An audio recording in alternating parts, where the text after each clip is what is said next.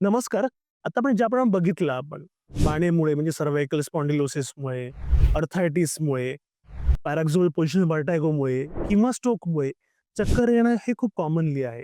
तसेच metabolic disorder असतात ज्याच्यामध्ये शुगर वाढली, शुगर कमी झाली, बीपी वाढला, बीपी कमी झाला किंवा बऱ्याच लोकांना मायग्रेन, टेन्शन हेडेक किंवा जे प्रायमरी हेडेक म्हणतो त्याच्यामध्ये चक्कर येणं खूप कॉमनली असतं.